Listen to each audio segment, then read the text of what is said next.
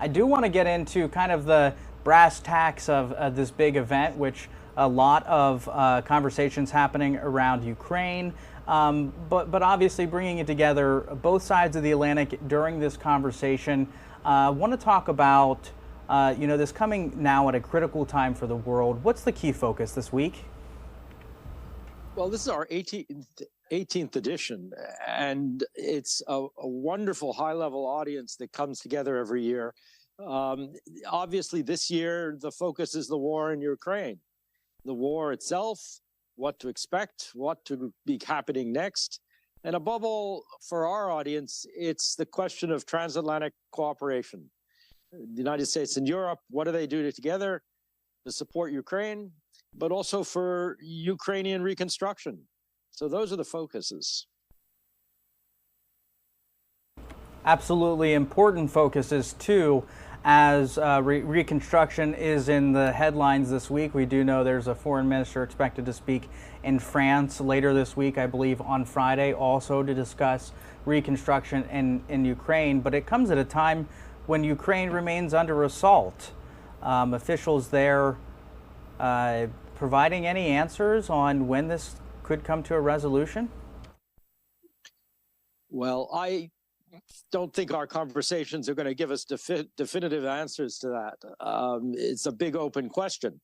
I mean, we're only beginning to think about how the war could come to an end, what those conditions might be. And at the end of the day, I think there's a transatlantic consensus that it's really for Ukraine to say.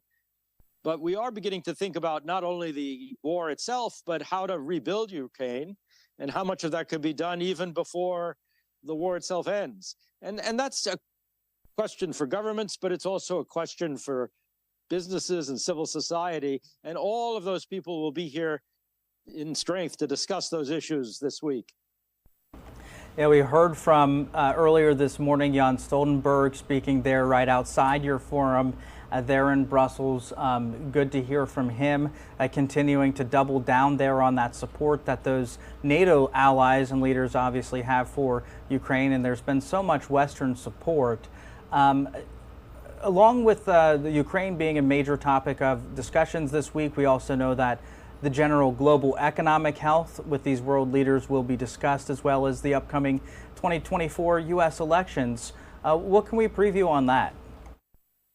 Well, so this is one of the really critical issues, how to balance this very strong cooperation across the Atlantic and support for Ukraine with what is also a competitive economic relationship in many ways, with Europe and the United States thinking about how to maintain their economic competitiveness in the face of a rising China, how to incorporate new technical developments in growth in ways that societies will tolerate. So our niche is to have a transatlantic conversation about these things. And then, of course, if we look even further ahead, especially to next year, you know, in Europe, there's keen interest in what's going to happen in American politics, especially in the presidential election, and what sort of partner Europe is going to have at the end of it. And I'm not going to prejudge that conversation, but it'll be an intense one. Absolutely. Big conversations happening as really much of what we know about the international global order remains in question. This ongoing conflict in Ukraine has certainly brought many of the Western allies together. We're seeing this. We've seen it before, but we're seeing it in much higher strengths, I believe, at this point in time. Ian Lesser over with the German Marshall Fund there at their forum being hosted this week in Brussels. Any closing thoughts on this? Well, I think I would just reinforce the point you just made, which is that we've seen extraordinary cooperation across the Atlantic in support of Ukraine, but there are a lot of big open questions about what we do next.